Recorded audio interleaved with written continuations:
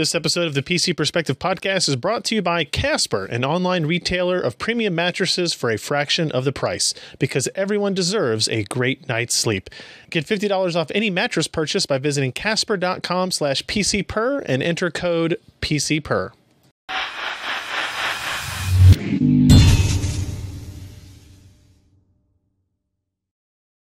Hey everybody, welcome to the PC Perspective Podcast. This is episode 449 being recorded on May 10th, 2017. I'm Ryan Schrout.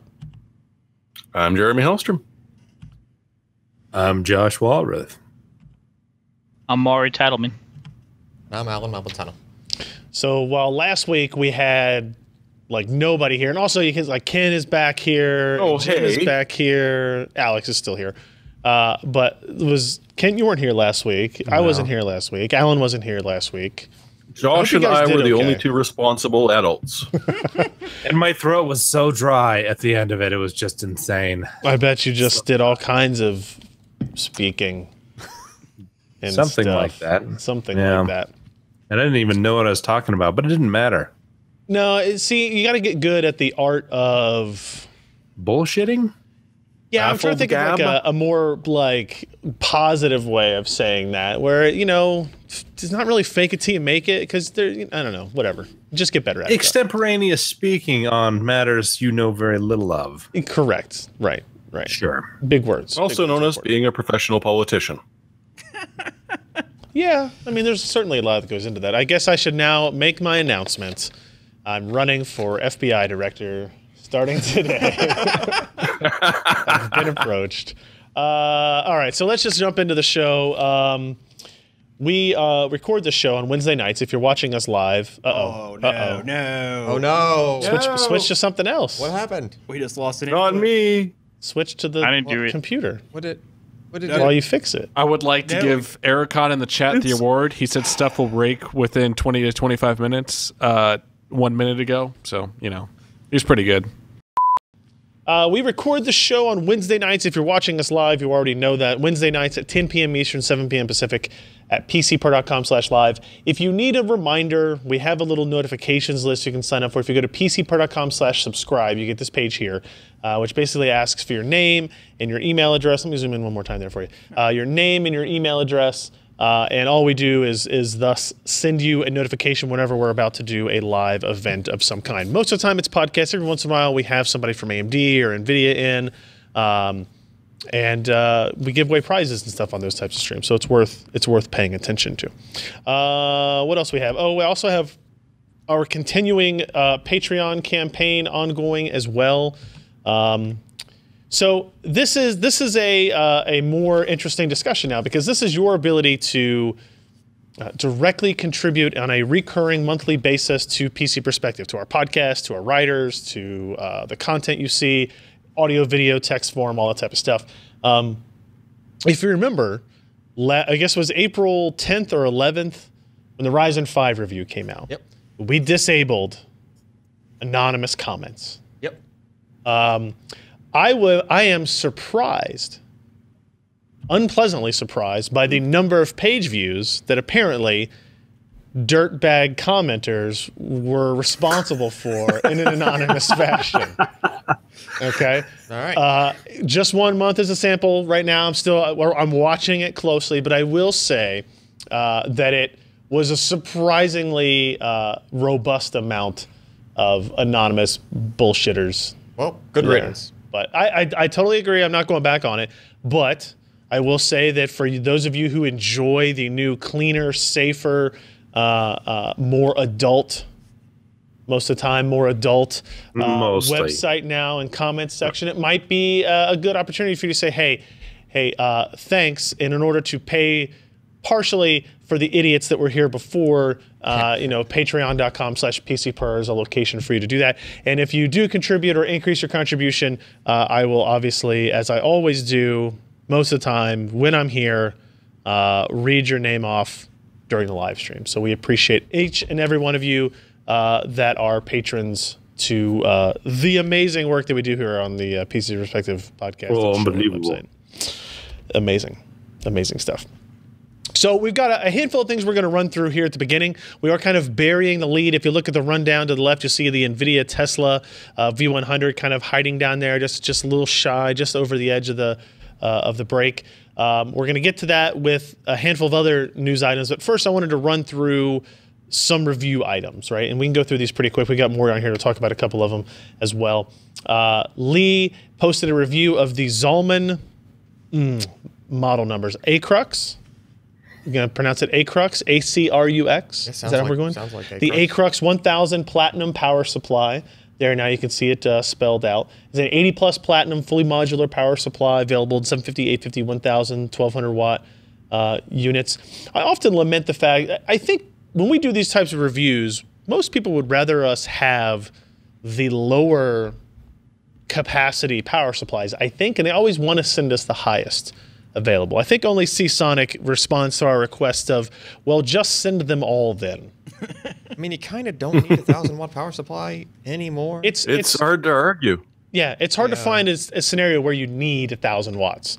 You know, with like, once NVIDIA kind of limited SLI to 2 cards, unless you're doing like benchmarking and stuff. Yeah. AMD, you know, still supports more than 2, but it's a smaller market.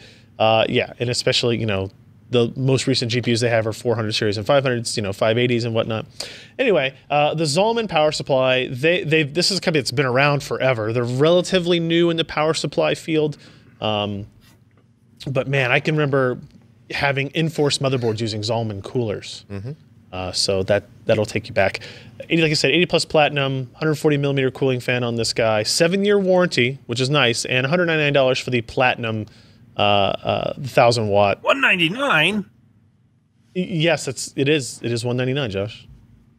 Nice. Rated at 1000 watts at 40C, and of course we check the 12 volt amperage rating of 83 amps. Is that enough, Alan? You still have never done the welding with the power supply. Yeah, I don't know you can weld with 83. I'm sure you can. Small enough. Be a little under. Yeah, true. My sound coming across low? Looks low on that. No, it's low. No. Maybe you should And just... besides, it's a platinum rated welder, so you're saving energy too. Right, it's very efficient. It's efficient. Arc welder for a power supply. Yeah, sufficiently well. Let's see. I'm going to take a look at the inside of these. I always like to see the inside of the power supply. This is where you can really judge the merit of a power supply. You like big caps, and you cannot lie. Correct. Ooh, no other power supplies can deny. 2 big caps right next to each other. Oh, yeah. Oh, look at how tall they are, too. And they've had a little baby quail. That's always good sign. So that is, let's see. Let me just jump to the end here. We have a lot of these power supply reviews actually queued up from Lee. He was going on vacation for a few weeks, as he does, out to the Northwest. This is part of the whole family, the Acrux series. $199. Only weakness he found was the modular 6-pin peripheral cable could accidentally be plugged into the 8-pin EPS connector. That's a weakness. That's quite a weakness. That's a problem. It makes for an exciting time. Now, to be fair, they are different colors. Don't make those connections But wait, the same. I mean, if I think you're not supposed to. I mean, if the But voltage if you don't have an LED motherboard, this will help you light it up. is it just like the plus 12 and ground? It'll Is light that up all? once, that's for sure. Yeah. As long as the plus certainly 12s and will. the grounds are in the same place on both, then I guess you're okay. But, you know. Yeah. Otherwise, it's very expensive suddenly. Yeah. It does get a gold award. And I don't think the 7-year warranty covers that bit. Yeah.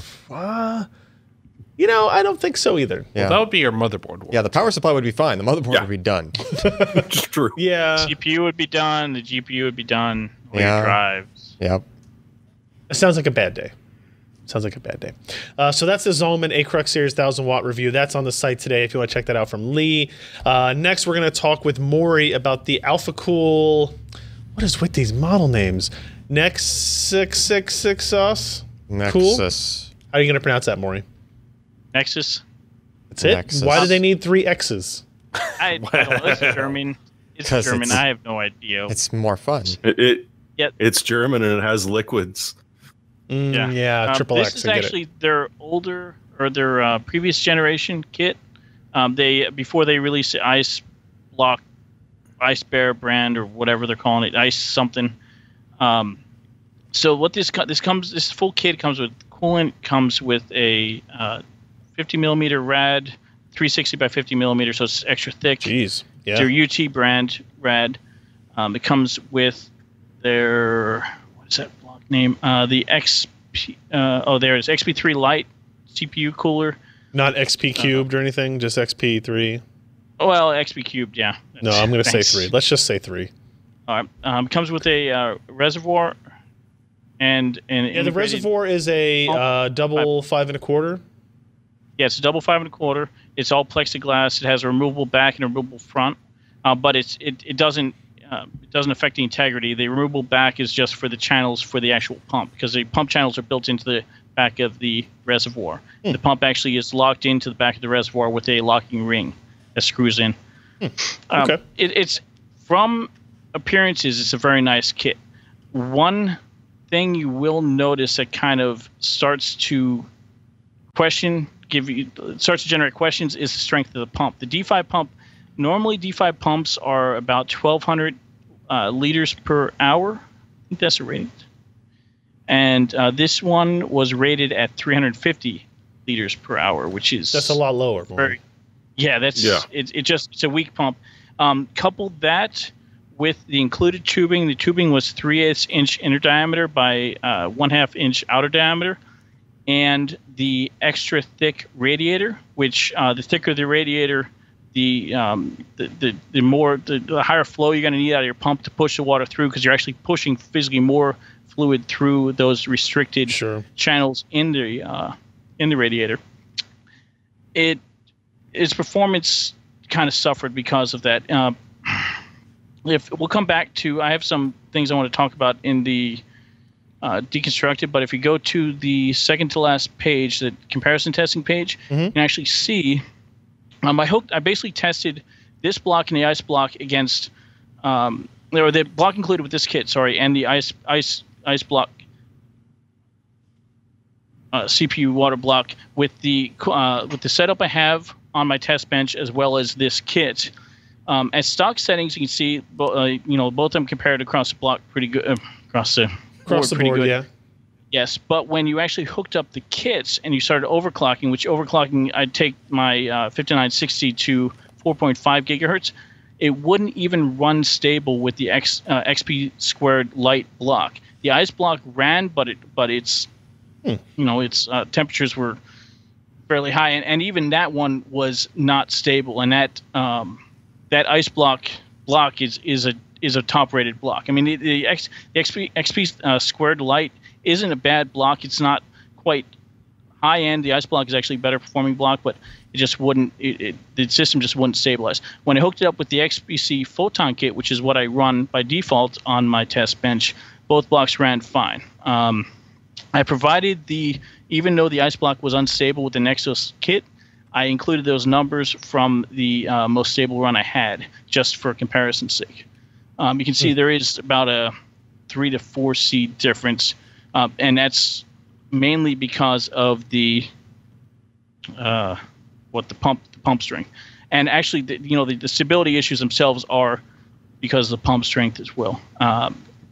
Just kind of colluded to make a perfect storm of sorts with that. If you go back to the deconstructed page, I just wanted to kind of point out the internals of the water block, because the water block itself, the internal structure is kind of unique. It actually has that picture right there you're seeing. It has a kind of a modified jet impingement plate design, where it's not a true jet impingement plate, because the true jet impingement plate is just a single channel that the water is pushed through.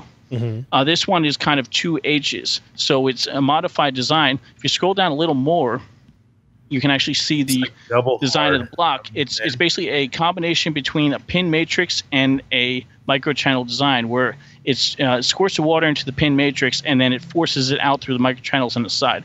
So it's a decent design. I mean, it should perform well. With the stronger pump, it does perform well. I mean, it still doesn't perform as well as the ice block, which is a pure jet impingement, but it performs okay. It's just the pump in this kit just kills it. And actually, those pictures down there, you can actually see that black ring is the pump locking ring. It actually unscrews, and there's a O-ring there, and you can see the screws and all, and the pump just kind of, the ring goes over the pump and just locks it in place. And you can see the channels and all that there too. Is that a common thing in those water cooling kits, the kind of pump locking into the reservoir? Sometimes it depends. I know on the XPC kit, it actually screwed in. Sometimes they use a lot. Most of them, yes, do use a locking ring, but this is kind of this screw-in design is more unique than I've seen. Is a unique design more than I've seen before. Usually, I see the screw-in type, where the locking ring actually screws into the base of the reservoir. Like in XPC, it's a tube type reservoir, and it actually screws into the bottom of it. Gotcha. Now, the one negative about this is they say that because the pump is actually forced to basically pump the water out in a 180, it sucks it in through the reservoir and then spits it out at a 90, and then has to do another 90 going out. That actually will cause more restriction on the water flow as well. So you have a weaker pump that's getting restricted right as it's coming out. Again, leads to this degradation in performance, and actually a couple of the other reviews online, kind of agreed with me on that. So, okay, it is an expensive kit because this is a high end kit. All the components and all are fairly high end, so it's up there at $350. Well, we wouldn't recommend it in its current configuration, at least. No. With a thinner radiator, it probably would do better. I didn't have one on hand I could test it with, but yeah, and with the thicker radiator, with the weak pump, it definitely is just doesn't work. And I even tried it with it only comes with 3 fans. I tried it in a push-pull configuration with 6 fans, and it still did not improve the performance or stability of it. So yeah, clearly indicating that the pump is the bottleneck, not the airflow. Yeah, all right, exactly. All right, so good review there. The next part we're going to talk about also with our buddy Maury here. We can talk about this one pretty quickly as well. The Asus Prime Z270-A motherboard. The Cabby Lake train rolls on. Prime is Prime. Will we consider the Prime brand from Asus the entry level point at this point, or did it replace something else? That replaced their channel brand. Prime so did. Their old channel brand was, this is basically the base model of their channel brand. The flagship of their channel brand would be the Deluxe board. So think of this as kind of the base model of the Deluxe is the enhanced version of this board. But like all Asus boards, they do not skimp on components on the base boards. It still has I believe it has the 10 channels, which is 8+2. Not channels, sorry, 8+2 phases on their digital, their VRMs. It still has, all the RGB goodness with it. It's got the Intel NIC. I mean, it's hard to look at this board, and especially like this diagram here where it shows all the features and stuff, and see it as like the entry-level stuff anymore. I mean, you've got your M.2 support, you got USB 3.1, Type A and Type C, gigabit networking. Support. Yeah, I mean, it's been like this for a while. Yeah, and it does have the dual M.2 support. It's actually got the 2 slots, one by the CPU and one in between PCIe slot 2 and 3. Plus, it illuminates in the corner down here. Yes. See? Yep. I mean, that's very important. That's how you know you're in Prime. Go ahead. The onboard audio, it comes with crystal sound. The onboard audio for the Asus stuff. Now, unless you're a big time audiophile, the onboard audio has come a long way, and that is usually good enough for most things. Sure. So I mean, it's a decent board. Overclocking wise, just like all the other Asus boards, it has the auto overclocking to 5 gigahertz with that you should be able to get with a 6600 or 6700K. Or sorry, wrong generation. I mean, you could use those parts. 7600 or 7700K. It should be able to overclock to 5 gigahertz, no problem. You'll need either a screaming air cooler or a semi-high-end water cooler. I mean, I wouldn't recommend an air cooler if you're going to go to 5 on these. But I was able to get the CPU running at 5.1 gigahertz with a 4.8 gigahertz ring bus, and the memory, the 4K memory that I had ran at 3866. It wouldn't run 4K, but I haven't seen an Asus board that will run the memory at 4K. It seems to be a limit on the Asus side, probably something that could be fixed in the UEFI eventually. But I mean, 4K memory is expensive as crap, so most people aren't going to be running that anyway. Right. You can see the RGB here. They have the RGB header, like most boards. I think you can probably put like 2 or 3 strands in series because those don't suck much power at all. So I just show the one strand I have, and they sync with the board lights. You can kind of see where the Maury, don't lie to us. You have those all over your room, all powered by different motherboards, running different software configurations. We get it. It's fine. They're all in sync, man. They're all. Yeah. Yeah. It's the strip down into this board really comes to the bells and whistles that are offered. It only has the base the dual M.2s and the 6 SATA ports. It's only got the 1 NIC. These don't sound like bad negatives to me. I'm going to be very honest. No, these aren't bad negatives. But that's just how they keep the cost down. This board is a great board. I mean, I wouldn't have any issue recommending this to anyone. It's $150. Mm-hmm. And that's the base price. You can find them on sale too.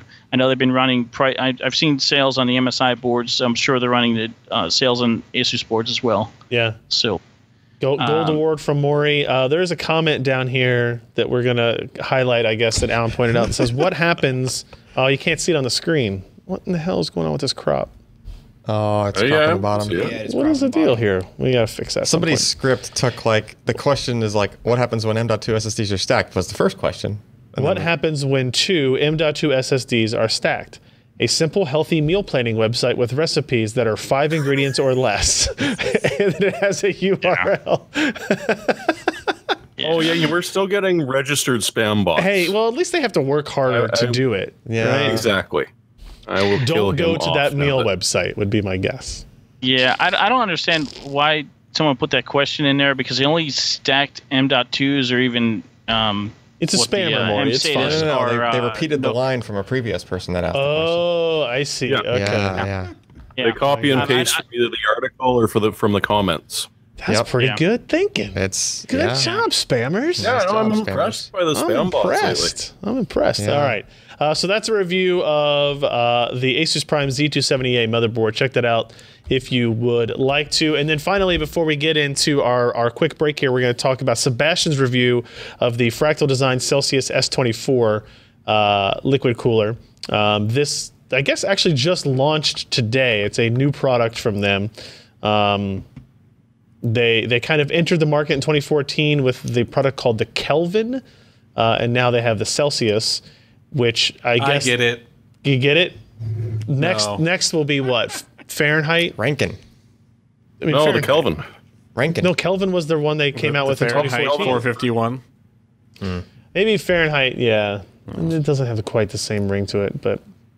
Who would buy anything named Fahrenheit? This is a 240 millimeter all-in-one... What are you, unread heathen? Yeah. Standard 240 millimeter all-in-one CPU cooler. Key differentiators here: the flexible rubber hoses, metal fittings. You can see Sebastian's fancy photography work here. Has so both do you an just auto. twist the casing to auto or PWN? Yeah, there's like a little dial there. That looks cool. This is This is controlled via a clever switch built into the rim ring around the pump. A dual mode setting. Yeah, oh God, you guys! You twist it, then it squirts. You twist it enough times, and eventually it squirts. Yes, it will squirt. It's got 2 huge fans. Yep. These are words. And it's got some long tubing too. Design and installation are pretty straightforward here. It's got a fan controller kind of attached, built to the radiator, or to the radiator, which is actually kind of interesting. The Fractals, they have good, quiet, high efficiency fans as well integrated here. The performance-wise, according to Sebastian's testing, has it, reasonable. Just the auto isn't so good. The auto is not as good. Yeah, and I guess that kind of makes sense. When he said it. Yeah. Well, he sort of described it as it would be awesome if they had silent, like two different settings for the auto. A silent where it was very, very slow, but very, very quiet, which is what he saw. And then sort of a higher ranked auto, so you don't have to screw around with PWM, that would give him a bit better performance. Okay. Yeah. For radiator of that thickness anyway, you shouldn't need to run the fans more than about 900, somewhere between 600 and 1,000 or maybe 1,200 RPM. Because I mean you don't need a lot of airflow through a thinner radiator as long as it's getting through. Because they're especially 280, they're fairly efficient, and that's a dual pass. So it seems like a reasonable inclusion to the market, right? Like the Corsair H100i GTX, which is a little bit. I think that's the older branding of the V2, the H100 V2 that's out there. But it performs a little bit better across the board, but it doesn't, it's still doing as intended, I guess, based on Sebastian's results. And the noise levels are, well, okay. Comparatively, the noise levels are maybe just 1.5 dBA lower than what we saw with the H100i GTX. So interesting look there. So if you are in the market for a new self-contained water cooler, you can check it out. Did get a silver award from Sebastian. With solid construction, very quiet operation, and the potential for very high performance after some quick fan speed adjustments. The Fractal Design Celsius S24 is a flexible option in the crowded, all-in-one CPU cooler space. And it is indeed a crowded space. All right, let's quickly thank today's podcast sponsor. That would be our good friends at Casper. Casper, the online retailer of premium mattresses at a fraction of the cost. These guys revolutionized the mattress industry by cutting the cost of dealing with resellers and showrooms and passing the savings directly to the consumer. This is what you see happening basically everywhere in every market possible in the world, I guess. And Casper is one of the leaders in the mattress space for that. Casper's mattresses are obsessively engineered, very fair price. They're made of supported memory foams for a sleep surface with just the right amount of sink and bounce. Plus, its breathable design helps cool you to sleeps cool to help you regulate your temperature through the night. I assume no matter what you're doing through the night. Dreaming of us. Or on the mattress. Something to that effect. You know what the only problem with this direct to you thing is? Oh no, Josh. What? I don't know what it feels like when I go to the showroom. I get my thing of peanut butter and I spread it around and roll in it. I can't do that, Casper. Can't see what that's like. I mean, you can. Actually, Josh, you can do that. You can. Because you can buy Caspers easily online. It's completely risk-free. You can try sleeping on a Casper mattress or whatever else on a Casper mattress. And they understand the importance of really trying out that mattress before committing to buying it. That's why they give you a 100-day period for free delivery and painless returns within that 100-day period. And did you know, Josh, that statistically speaking... That's a lot of jars of peanut butter in statistically speaking, lying on a bed in a showroom with peanut butter has no correlation to whether or not it is the right bed for you. Or Josh, peanut turn butter. red. All of Casper's mattresses are made in the USA. Free shipping and returns to the US and Canada. You can save an additional $50 towards a mattress purchase by going to casper.com/PCPer and entering the promo code PCPer. That's casper.com/PCPer, promo code PCPer. Terms and conditions apply. And we thank Casper for their support of the PC Perspective podcast. So with the peanut butter discussion out of the way, it's time to talk about the real news. NVIDIA's GTC conference started today, GPU Technology Conference. Remember when they tried to make that vendor agnostic? And they were like, oh, no, this is for any GPU manufacturer to come into this expo. And, Sure. Yeah, nobody was ever going to do that. So Jensen, CEO, came on stage today to talk about a whole lot of artificial intelligence, a whole lot of deep neural networks and computer-aided machine learning, more and more. robots and virtualized robot compute spaces and a whole bunch of stuff. What was it, CES? What was the last thing we went to where... Everything they've done in the last 4 years. well, basically, yeah. Yeah. But for those of us more keen to focus in on the hardware side, they did announce something that was pretty cool, right? So they announced the Tesla V100, which is not a graphics card. I've always got to correct myself when I say this. It's an accelerator module I think is the correct term. It's basically what's the interface it has, Ken, on these modules? Is it NVLink? I think it's NVLink to the system. Yeah. Through It doesn't that. have a video out. It's I mean it's a mod. Yeah. Then there's a picture of it right here. This is what it looks like, right? It's a module with memory. It's HBM2, so the memory and the GPU runs. Scroll up to the yeah. It's getting to the point where the block diagram looks like a die picture. It's very hard to see like any kind of detail in there. You're gonna need like It's only going to get worse. Yeah. So the They're just Tesla, going to show a picture of a brick wall. nobody will know. a very large brick wall photographed from very far away where you can't tell the bricks. The Tesla V100 is the name of the product. The GPU is GV100. This implementation of it, and I think there was a commenter saying that it wasn't the full implementation of it. I didn't catch that part of it, but that, by math, that sounds right. This has 5,120 GPU cores. Compare that to the GTX 1080 Ti that has 3,584. You're talking about 42% increase in core count. It's a pretty big jump. Now the boost clock is at 1455, which is about 100 and something megahertz lower than the 1080 Ti, but only 20 megahertz slower than the Titan X Pascal, right? 320 texture units, 16 gigs of HBM2 memory running at 900 gigabytes per second of bandwidth, which if you compare that relative, the 1080 Ti has just over half of that, 484 gigabytes per second of memory bandwidth.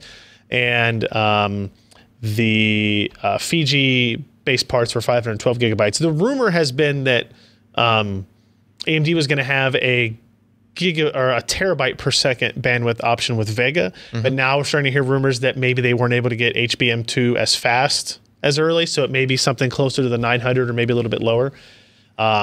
This module has a 300 watt TDP. It's rated at 15 teraflops, single precision compute. That's up from like what? So the 1080 Ti is 10.6. All right. Right. But I will say there are people in the comments that are correctly pointing out that if you look at the new Titan XP, right, which was Pascal, released after the 1080 Ti, it's more CUDA cores. It's more than the 10. It's more that it's more than the 1080 Ti. It's 3840. Yeah. Right, instead of 3584. And if you overclock it to 1.9 or something like that, which people have been able to do, I don't know how reliable it is. Sure. You actually get close to that 15 teraflops number already today. Okay. So interesting to think about it that way. Look at the transistor count on that though. 21.1 billion transistors with a I didn't put it in the table. 12 nanometers and it is an 815 millimeter squared die. Which is crazy. 12 nanometers asterisk. I was proud of my MSRP that I put in the table where it just says LOL. Shouldn't Lol. that not even be possible? So Like Jensen said on stage that it is the physically largest chip you can make on today's technology. He says if you have an Apple Watch on your wrist, the die is about the size of the face of the watch, right? And so when you look at it, and it's like, oh, you can actually see the die, You can't really see it on the screen, but what? It's pretty big. He's got the upper camera. Oh. Yeah, look at that. Oh yeah. Look at that. Yeah. That's pretty big. I mean, a lot of people have, it's been said in kind of a rule of thumb that anything over 600 millimeter square is you're hitting some real interesting reticle limits.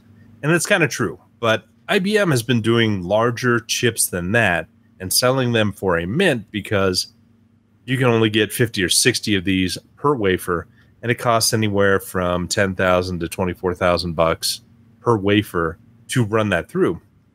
And with the larger dies like this, they can put some more redundant areas in there so that you can fuse stuff off, still keep the core counts, still keep some of your bins and yields, and improve upon that. But 800 is that's IBM really crazy chip size. I mean, and I'll be curious what they actually charge for these because it's going to be probably $10,000 a chip. I mean, could you just have a yield of one per wafer? You just make the wafer. The one in the middle is the one that's going to work, right? And you just kind of. I forget the comment he made about yield.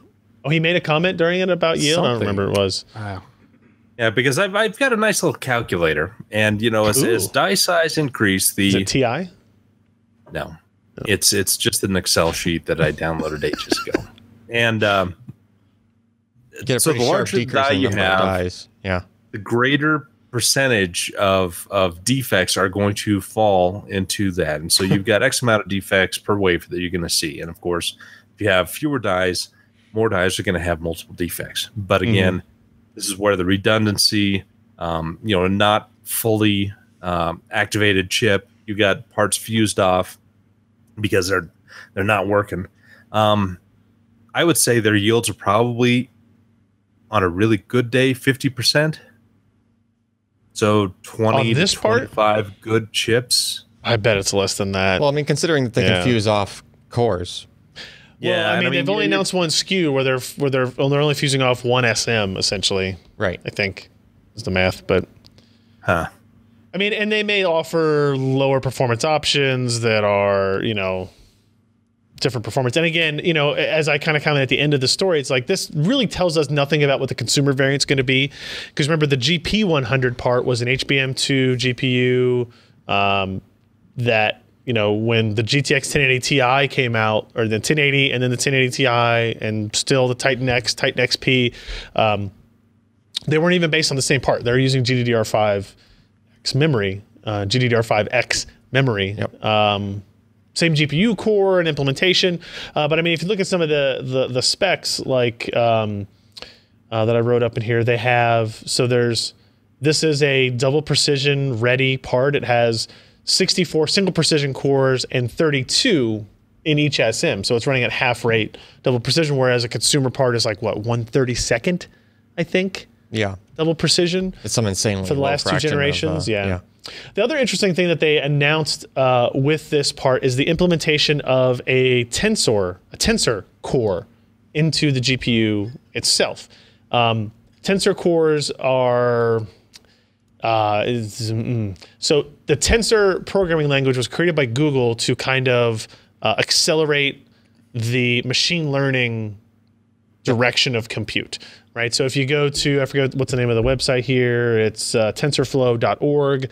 That will tell you a little bit about the open source API that's supposed to accelerate very specific machine learning algorithms. And Google actually built a tensor-specific processor, the TPU, Tensor Processing Unit, that they use in some of their own custom hardware for, you know, machine learning, inference, whatever it is they're going to do, right? So what Nvidia did is they basically put, I think 640 of their iteration of a tensor core onto this Volta die, Volta architecture die, that allows them to do, what do they say, 12x improvement over Pascal when you specifically target deep learning algorithms. It's like matrix math that it has to do. Yes, right? And it is like, it's a three-dimensional matrix math, and they described it very quickly in a way that would probably make a lot of computer scientists angry about how you could just plow through them. Can you remember exactly what the verbiage was? Just doing matrix math on a 3D matrix, but you're doing it massively in parallel so that the whole matrix is calculated at the same time, I would imagine. And not quite the same time. Yeah, well, I forget the exact. I forget how he worded it. I mean, it's whatever it is doing matrix math and accelerating it in a different manner. That is very specific to this type of algorithm. 12 times faster than Pascal, supposedly, right? Yeah, 12 times faster than what Pascal could do it on GPU cores, on CUDA cores. Yeah. Not on, because Pascal didn't have any tensor cores. So that's kind of interesting. That's also something that you would not expect to see in the consumer variant of this part, right? So if you're talking about shrinking die size, I have no idea how much space 640 tensor cores take up, how much memory they require. Are they sharing memory with the GPU? Can you run these? Can you run tensor cores and CUDA cores at the same time? Yes, no. A lot of questions that I don't really know about it. But it was interesting to see them move to that. So GV100, the GPU, this implementation of it at least, offers 1.5x performance of FP32 compared to their previous Tesla GP100 part. And like I said, impressive stuff like 21.1 billion transistors in a ginormous die size. Ken was pointing out earlier, and I feel like this is worth bringing up, that 1 month after the GP100 announcement, Nvidia launched the GTX 1080. They announced the 1080. Announced the 1080. Because it wasn't a simultaneous. Yeah. So 1 month after GP100, they announced 1080. You can switch camera shots now. But I don't foresee that being that quick of a release in this iteration. Especially if they're building this on 12 nanometer, but then Ken's like the researcher. Yeah. Be nice now. Well, all right, whatever. He also found like a rumor that TSMC was kind of fudging the numbers a little bit, and they're moved from 16 down to 12. That maybe it was the same process tech, so it's not a very big jump for Nvidia to easily move their part to 12 nanometer, even though it sounds like a fancy new process technology. So there's a lot of stuff in there. I would be shocked if Nvidia announced Volta-based consumer products within a month. That'd be crazy. Yeah, I mean, considering how recently the 1080 Ti was launched, Titan XP, the fact that they don't have any competition in this market. Well, as a side, like, that would be a nice 1-2 punch to your competition. If you could do it. I mean, probably. A side note, like, Alex was organizing the shelving here, and we went from two GPU shelves, like with buckets full of GPUs essentially, down to one. And I asked Alex, I said, this one's all NVIDIA. Like, where'd you put the AMD GPUs? We used to have one NVIDIA, one AMD. He's like, well, I only took stuff that was like released in the last 2 years. And so there was like RX 480s, very small a 470, a 460, and then maybe like the 580 and the 570. And then, we've got 1080s, 1080 Ti's, 1070s, 1060s, 6 gigs, 3 gigs, 1050 Ti, 1050s, Titan X's, like a whole bunch of stuff from NVIDIA here. And it kind of visualized in my mind, like, these are all the parts NVIDIA has released recently, and these are all the ones AMD has. So they, obviously they're rolling forward. They need to roll forward. And I think because of that, NVIDIA doesn't really feel the need to push beyond that in the immediate. So, Ryan, before we move on, what do you think, speculation-wise, do you think they're going to try to release HBM2 for the consumer video part, or you think they're going to stick with some kind of GDDR5 or 6 variant? That's a good question. Again, I don't know. I kind of assume not. I would assume at this point not as well. Unless Vega comes out from AMD and the HBM2 memory that they will have on at least the higher end SKUs of that for the consumer really shine in a particular way that higher clock GDDR5X or GDDR6 that was shown at GTC can't closely approximate at significantly lower costs and significantly lower like complications of development. Fury didn't prove that HBM was necessary at all, and Vega has to prove that HBM2 is necessary. Otherwise, it's just a neat feature for tech geeks like us to talk about and how different it is, and you've got the and how it interconnects. And you get this interposer, and you're doing all these cool things. But at the end of the day, if it doesn't make the games go faster, and it just costs you money and yield and time and design effort, it could be a fun way to keep the HBM2 supplies out of AMD's hands, potentially.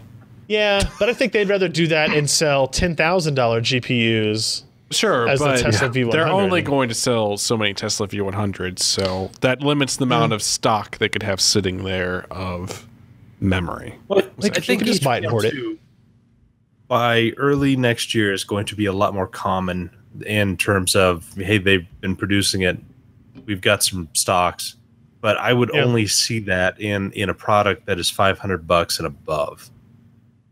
I would agree with that completely. Yeah, and even AMD has said that like not all of our parts are going to be HBM, and I would assume not even all of their Vega parts are going to be HBM. We'll just have to see. I don't think so. I don't think so. How many Vega parts do you think they'll have? More than one, I hope.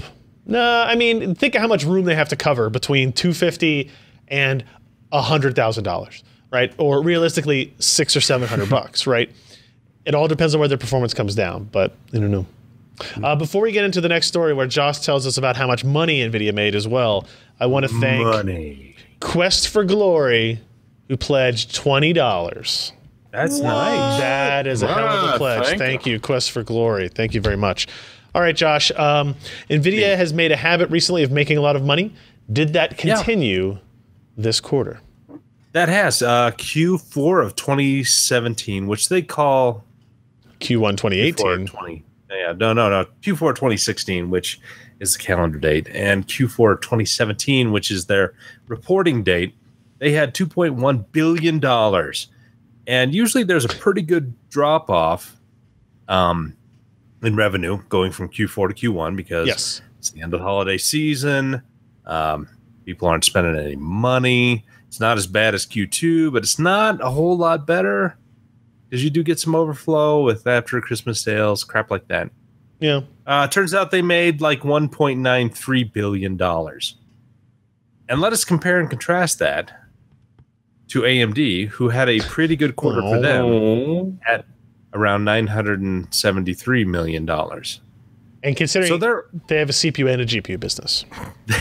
They do, oddly enough, have a CPU and GPU business. So you would think that they would be doing a little bit better, but however, they're not. Now, GPU is still their prime mover. I think it was about $1 billion in revenue for just gaming, desktop, mobile GPUs. The next one up was kind of surprising. I mean, it wasn't their professional, which did pretty well. It was the data center.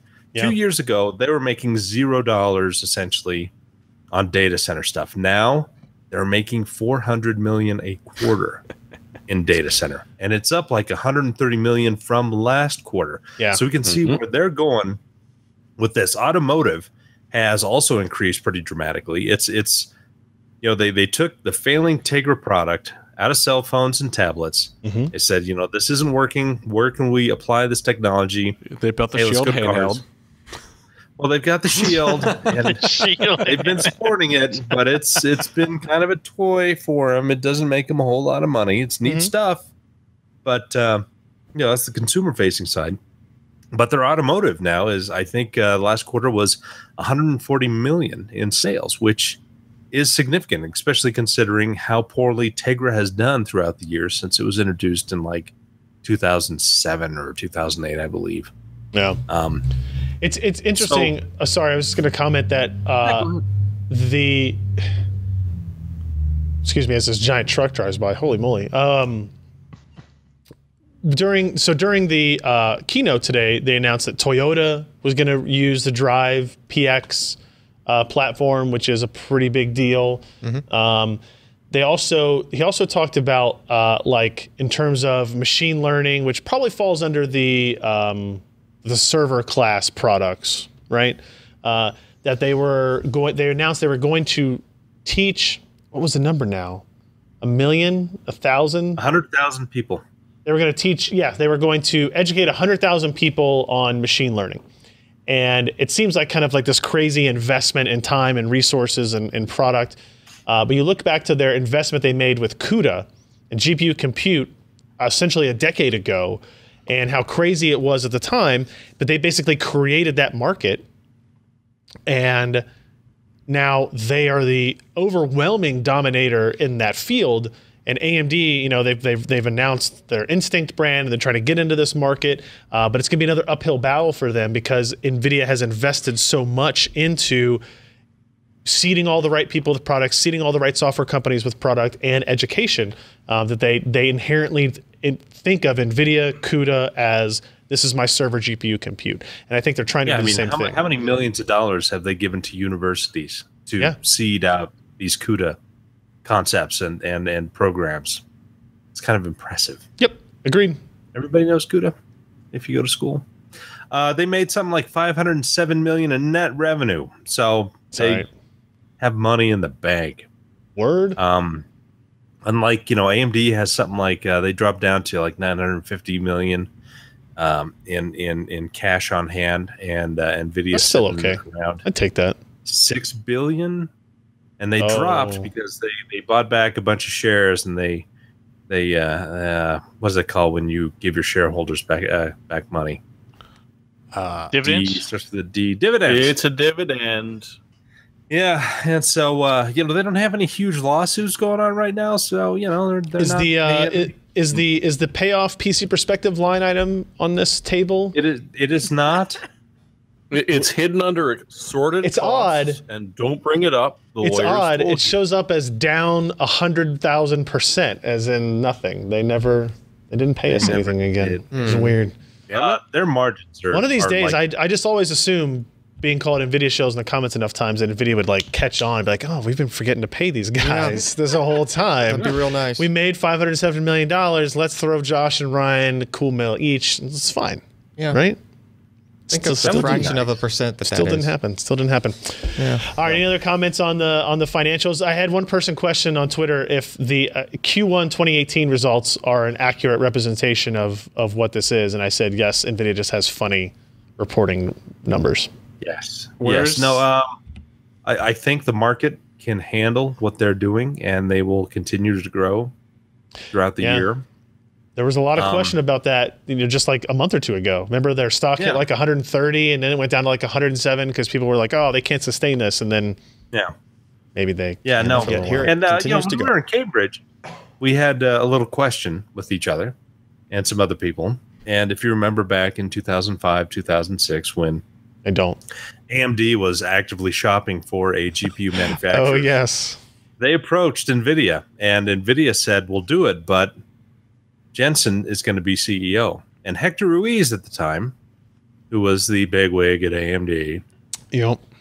said no. And just think of what AMD would be Different like now. world. Yeah, that's It would be an a different world. that's an interesting rabbit hole to dive down. What if AMD had bought Nvidia and Jensen had been in charge of that company? And what? Yeah, because Hector was awful. No, he was. No, he was. Yeah. I think the question is more like, what would Nvidia be like with an x86 license?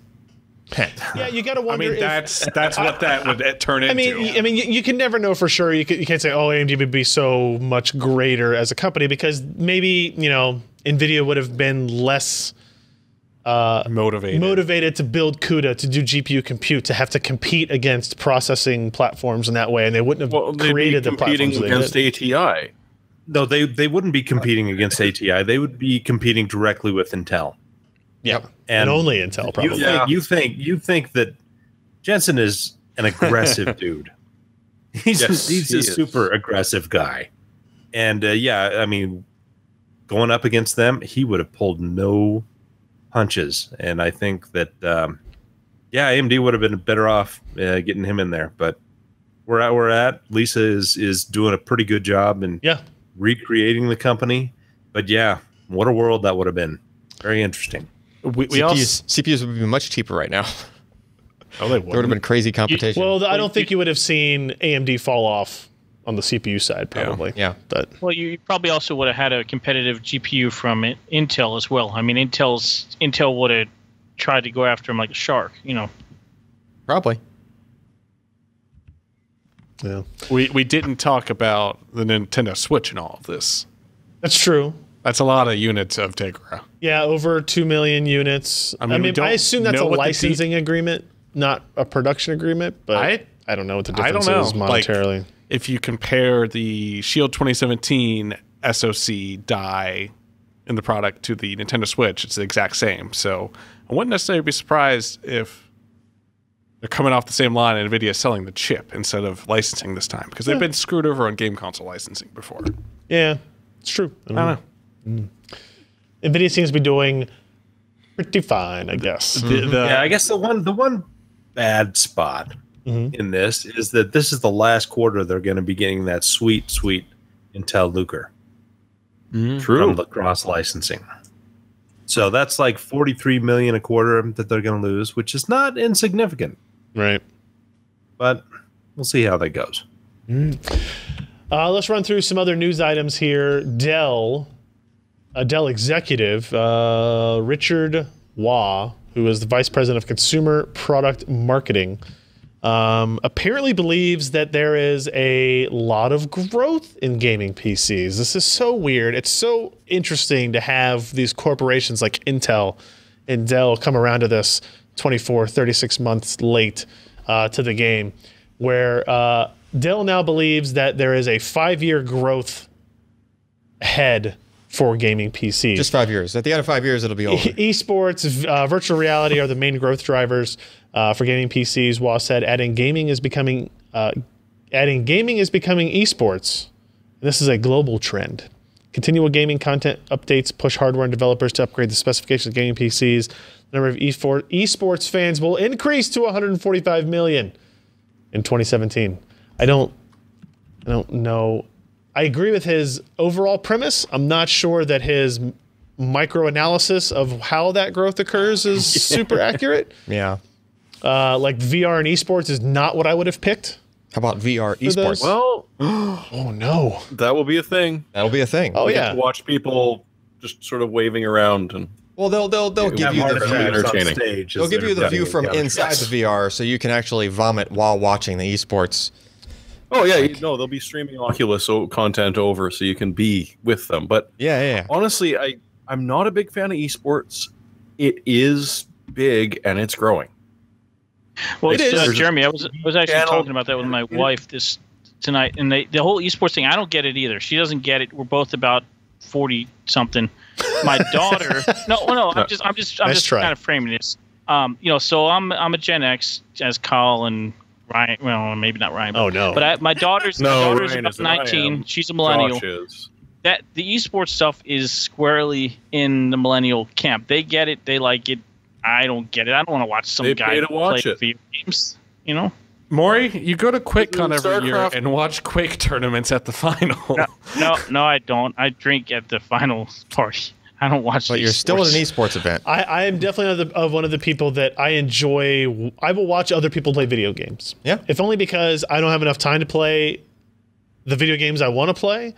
And so as like watch somebody that's actually good at it. It's it's not even somebody who's good at it. It's just like I can experience the game through them as they experience the game, right? So it's like doing something else. Well, doing something else, correct. Well, whether it be with my daughter or here writing an article or doing testing or something like that, like it's background noise. It's like baseball to me. Baseball is a background sport.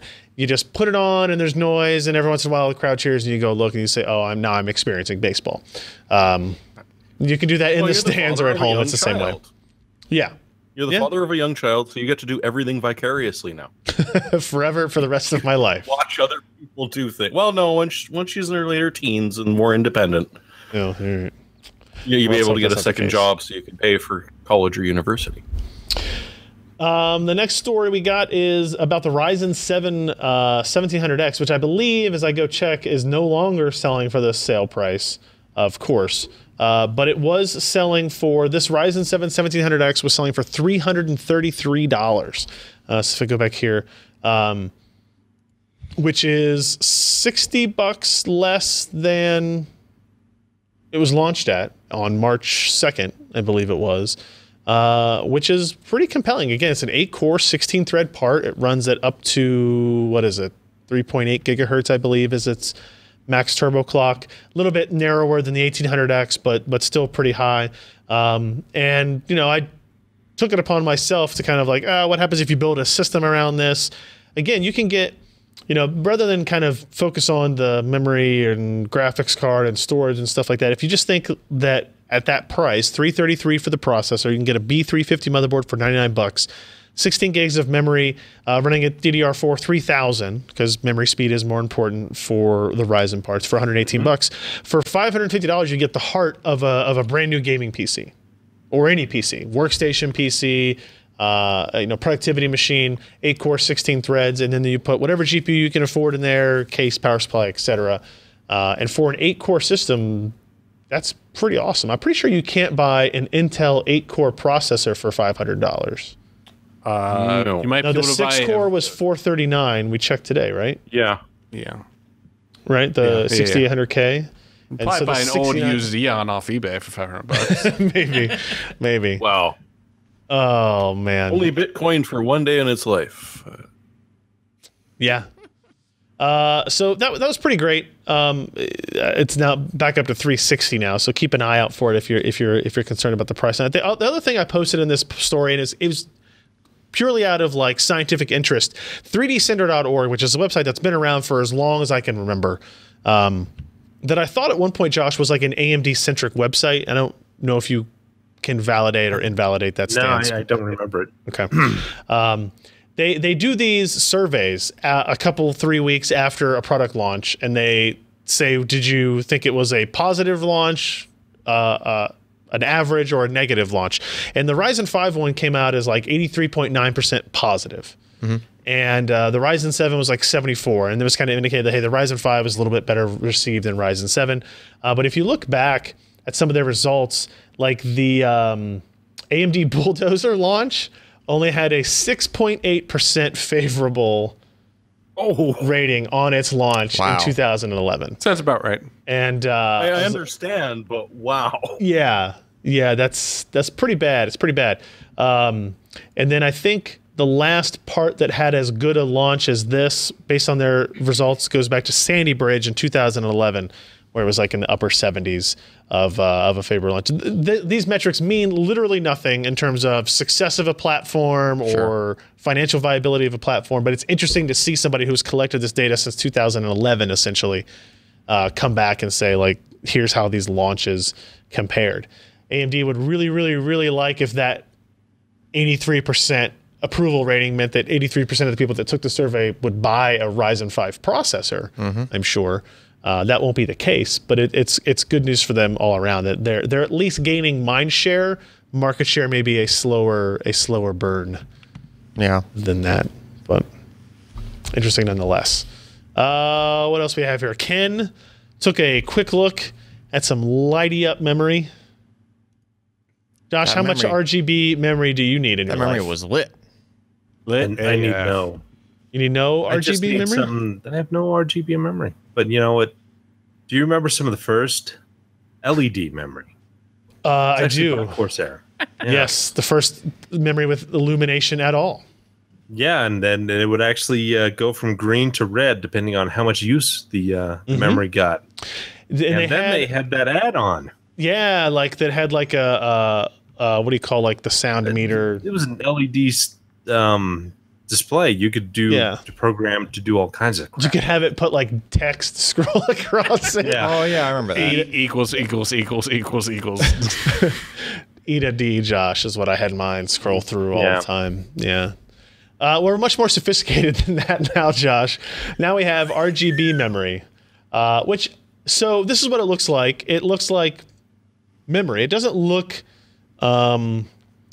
distasteful to the eye, right?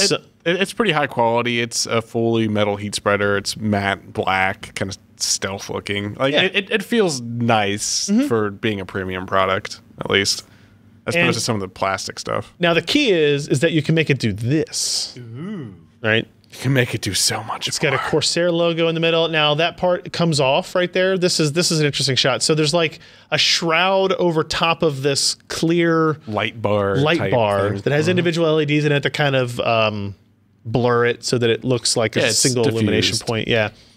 So you can choose if you want it to be a single light, or like I guess two lights, or if you want it to be broken up into this kind of sawtooth pattern of illumination.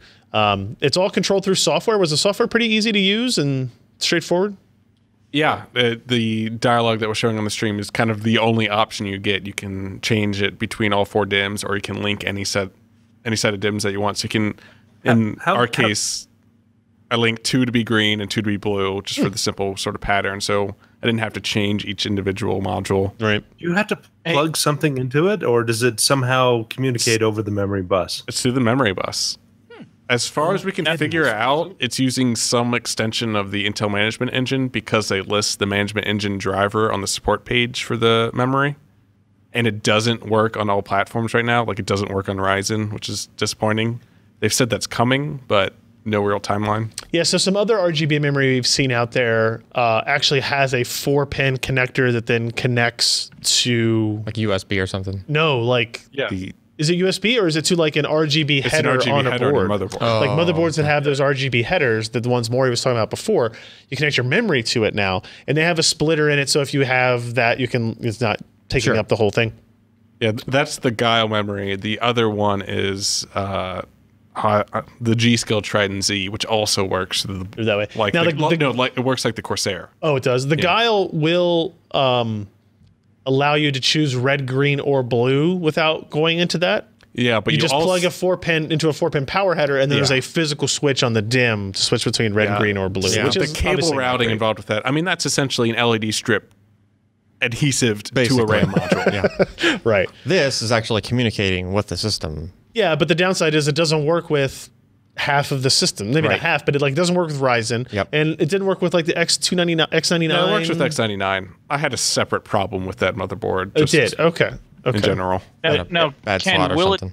did Corsair build in smarts to sync with Asus's Aura or the Gigabit proprietary LED stuff? I think it works. I know it doesn't work with Asus Aura. I think it works with the Gigabyte and the MSI one currently. I don't know what the like. I would have really thought that they would have built out support for Aura, but that could be something that's coming. I'm not entirely sure. Interesting. But it does support some of these applications, so you might want to check with Corsair about that with the current. There's about a $30 price premium for this. Is that right? So if you look at other memory that is DDR4 3000, 16 gig. Then we found it at about 105, 110 or something like that. And this was like 140. Something like that. So you're paying a little bit more for it. But I mean, there's RGBs. I don't know what else to say. I mean, if you're buying a modern motherboard that has RGB LEDs, you're buying a modern GPU that very well might. Oh, it's a nice sort of extra thing. And if you have a windowed case. Yes, if you have a windowed case. It's on our Cabby Lake test bed right now, and I just think it looks really cool. It looks pretty cool. Yeah. Like it does. It's neat. What does it do if you don't have the software installed? Just nothing, or it pulses between all of the available colors, not in sync. Oh yeah, because they're all individual. Yeah, they're not communicating with each other, so they get out of sync, and it looks just bad. That's funny. Oh, that's funny. All right. No, Ken, I don't know if you experienced this, but I have some 3K memory in my X99 system, my personal system. One thing to be careful of with 3K memory is that it's the SPD on it runs. It sometimes, like on my X99 board, it wouldn't do 100 times 30 ratio. It actually wanted to run the base clock at 125. So in order to run a 100 megahertz speed bus, I had to downclock my 3000 megahertz memory down to 2400. So yeah, that just sucks. Kind of a word to the wise on that. Just check that. Interesting. And mine is Corsair memory, so I would assume that this may do something similar. All right, a couple of other quick stories before I get into those. We did get a new pledge of $5 from Norberto. Norberto, Norberto, which is just fun to say. So thank you, Norberto, for $5. We appreciate it, guys. Thank you. All right. Ken bought new headphones and then wanted to use them on his computer. So he bought a thing. Tiny little thing. Bought a tiny little thing. So your headphones, we talked about this a few months ago, I think it's been now, with Sebastian, where he tested out some, Qualcomm sent us some AptX headphones and an AptX enabled phone. Yeah, the LG G5, I think, and the Sennheiser Momentum Bluetooth headphones. And he was using it to evaluate the audio quality of AptX versus normal Bluetooth. Yeah. You happen to buy headphones that had AptX support. Yeah. That you were using for your phone or whatever normally that you would do, Bluetooth. But then you wanted to use them on your PC, and you wanted to be able to use the AptX, like, higher quality stuff, right? Yeah. So the headphones have a 3.5 millimeter jack, a regular headphone jack, so I could plug them in that way, but it seemed kind of defeatist to have these nice wireless headphones and not be able to walk around the office. I like that. Just seemed kind of stupid. So I was going to buy a Bluetooth dongle for the PC I have because it doesn't have built-in Bluetooth, which, as turns out, a lot of PCs do these days. But so I went searching for Bluetooth dongles, and I went, Well, I wonder if you can get AptX support on Windows. Is that a thing? Is it only built into phones? Like, is that a thing? So I did an Amazon search for AptX Bluetooth USB, and I don't know. There's this. There are a bunch of results on there. So naturally, I bought the cheapest one. I bought These guys have been around forever. The ASIO Oh, really? brand. I bought this $13 Bluetooth adapter off Amazon, which certainly isn't the cheapest Bluetooth adapter you can buy. You can buy like $5 ones, but I thought 13 was pretty good. And I decided to see if it would actually support AptX with the proper software, and it did. So you have to install a driver from CSR, which is the company that created AptX that now Qualcomm owns. Yeah. That basically sits over top the Windows Bluetooth stack and enabled it. And And I think you can install that same driver if you just have a PC that has Bluetooth built in. I don't think that's the case. I think it has to be a certain Bluetooth chipset. Like a specific Bluetooth chipset? Yeah. Because AptX support is in hardware. Yeah. As well as software. Yes, correct. You can't just add AptX to Now, there may be certain Bluetooth chips that are like maybe approved or validated for it or something, but it's definitely not like a universal software-only type thing. So it worked? Yeah. What about like audio quality? You are more particular about audio quality than I am, so you didn't like review it for audio quality, but was it pretty good? Because I know Sebastian did. Yeah, I've kind of only spent a little bit with it this week as I got the adapter in, and yeah, I mean it's been perfectly fine. It sounds good. The range on this little USB adapter is actually pretty good. I've plugged into my monitor instead of my tower because the small little antenna gives me a little bit of range increase there. One of the big things people in the reviews of this USB adapter notice is that when they're using normal USB with headphones on their computer, playing back videos and having that audio be out of sync, just because of the less efficient Bluetooth audio stack over A2DP. And with this, I mean, video is perfectly in sync, which is a lot of what I do, like watching YouTube videos while I'm doing other things and listening to music. It all worked pretty much how I expected it to. I don't really have any sort of quality complaints. It sounds as good as the headphones do, at least. That's good. Yeah, that's good. Does it do AptX like from iPhone, or what's the deal? Does it just work with? Well, not this adapter, iPhone doesn't support AptX. Their thing is AAC over Bluetooth, which these headphones do support as well. And they also support Sony LDAC, I think, is their proprietary sort of increased Bluetooth. AptX is certainly one with the most support in the industry, just by the fact that it's Qualcomm and they don't kind of have a horse in the device race. Starting with the Snapdragon 835, every high-end Snapdragon going forward will support AptX. Yeah, although I think the 600s there's currently it isn't built into the default Android open source project ROM right now. Correct. Although I think with Android O that is changing. Gotcha. So going forward it will be. Yeah, it was just kind of an interesting project. I was wondering if I could do it. Couldn't find a whole lot of information, so I thought I'd go ahead and write it up. All right. All right, and our actually, somebody's pointing out in the chat room. Sorry, CSR bought the company that invented AptX, and then Qualcomm bought CSR. Speaking of Qualcomm, they did announce as our final news story here the Snapdragon 660 and 630 mobile platforms. We'll just touch on this real quick. This is updates to the 653 and 626 parts.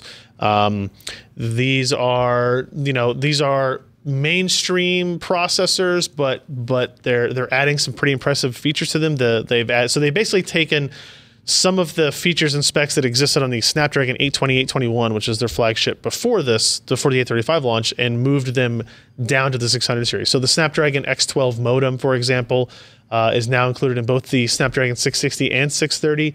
That is capable of, Cat 12 and 13, so 600 megabits of downstream and 150 megabits upstream with carrier aggregations.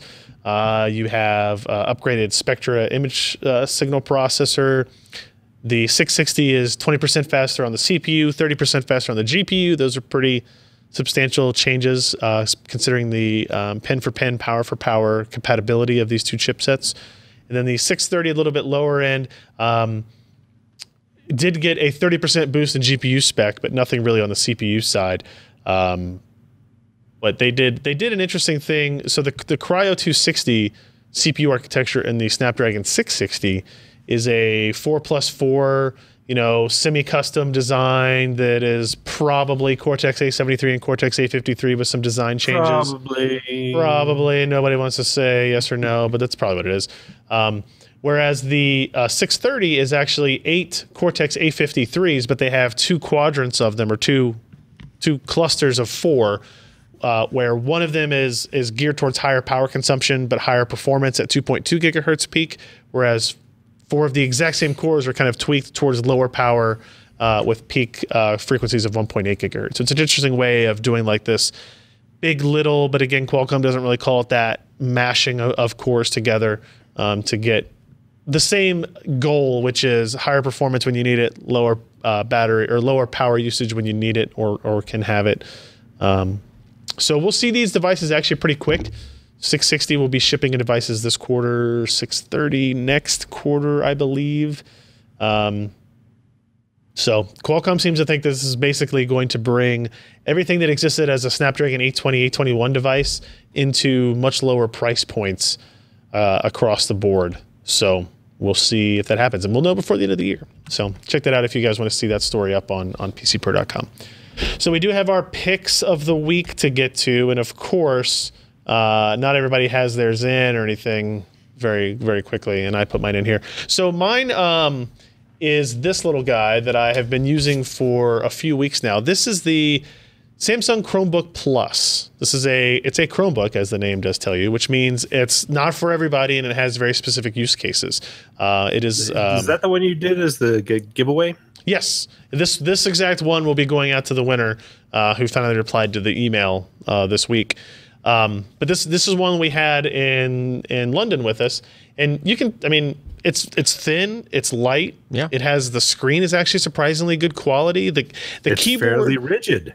Yeah, the keyboard is, when you look at it, it seems cheap, but it actually types really, really well. There's a lot of key throw to it.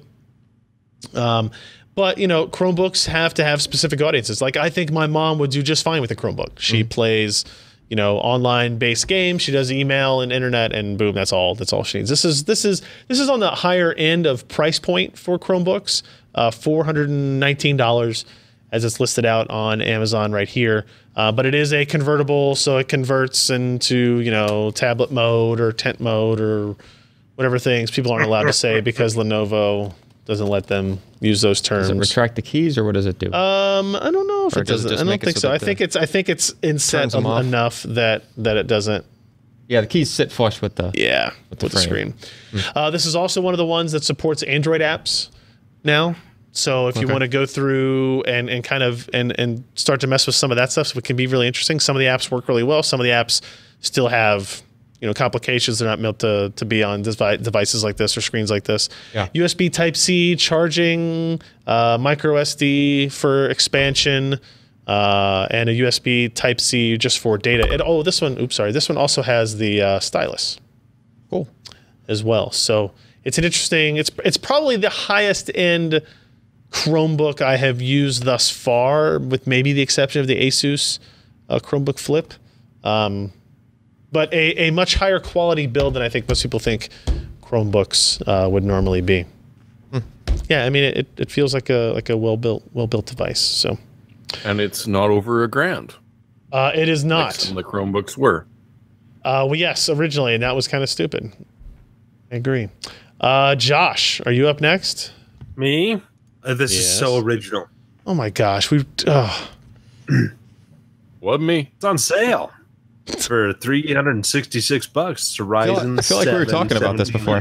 Nah, probably not. It was $333 before, though. Oh. It was, but you know what? If you didn't jump on it, it's still a nice $38 savings, almost $39. As usual, if you manage to have a Micro Center in your area, you could take advantage of some deals. Currently, I think the price is like $360 for the 1700X. It's the same as Amazon right now, but they have a $100 bundle deal where you can get like a Asus or an MSI B350 board and the processor, and it ends up being $360, which is pretty good. For both? Yes. For the processor and the motherboard? Because the motherboard's $100, and you get $100 off when you buy a motherboard with the processor. That's a pretty good deal as well. Yeah. I'd take that deal instead. Yeah, do that if you had a micro center. But I'm in Wyoming. Guess how many micro centers we have? Guess how many escalators there are? There's two, one up and one down in Casper, Wyoming. Yep. All right, thank you, Josh. Who's next? Jeremy? Apparently so.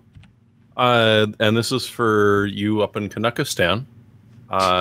It's a review that Lee did quite a while ago. It's not a brand new power supply, but it got an editor's choice, and it was fully deserved. So the EVGA SuperNOVA 850 G2 Gold rated is significantly discounted. $165 is not so bad. Plus you get an extra $10 back. And I like $10. Although we didn't seem to get mentioned here, unlike some other websites I could name. I also linked to Lee's review of it, which got an editor's review or an editor's award. It's a really solid power supply at 850 watts because you don't need 1,000, but if you're going to go SLI or Crossfire, 850 might be a solid choice. There you go. And even sitting at 75% load, 50% load, it's significantly more efficient than the vast majority of them out there, which will get you your purchase price back in about 10, 15 years. Great. Alan, you got anything? I do. What do you got? Remember a CPU test app called Core Damage? No. It was like supposed to. It was like running Prime 95. It was like something to warm up your CPU and see if it were stable. Okay. That kind of thing. Well, the guy has a newer version of that. It's called Statuscore. Okay. If you scroll down a little, you'll see what it looks like when it's running.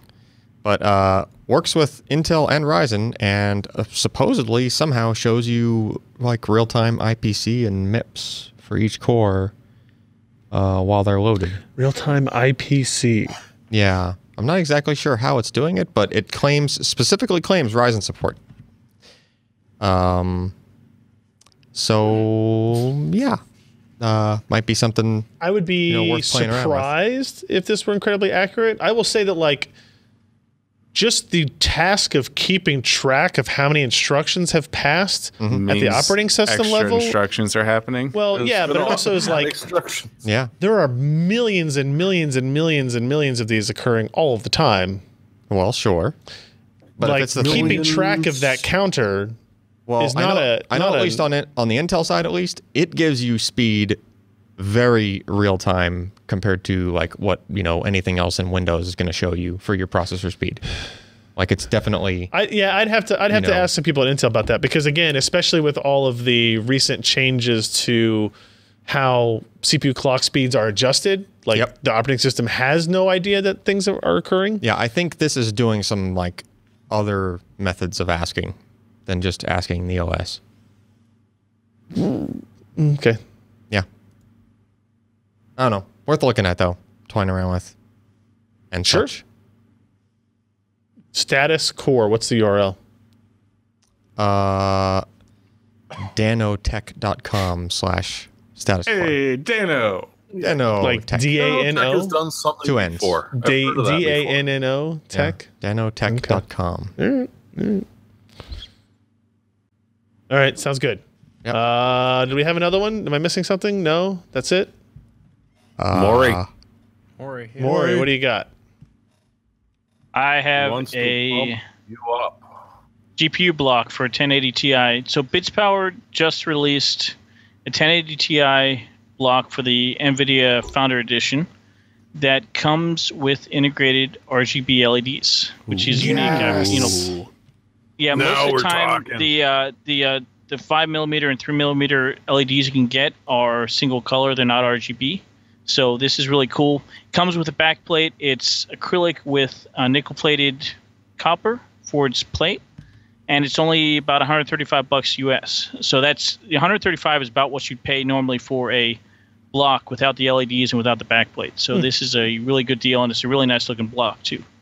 And basically, most of the Founders Edition cards, no matter what brand you buy, are somewhere in a reference, so they should fit a variety of Founders Edition 1080 Ti's.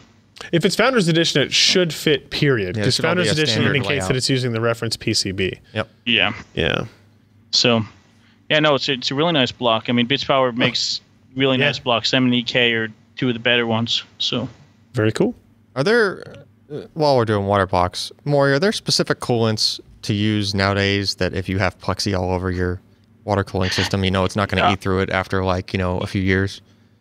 yeah. So the rule is you don't want to mix metals. If you're gonna, you know, if you're worried about coolants, you know, and not using anything, you don't want to mix metals. So you run all copper, no aluminum in there. Yeah, I'm not talking about you're gonna eating, run it- I'm not talking about eating the metal. I'm talking about Right. weakening Right, the no. plexi. Yeah, well, that's the thing is if you mix metals, you have to use some kind of corrosion inhibitor, Sure. and that usually is what interacts with the plexi.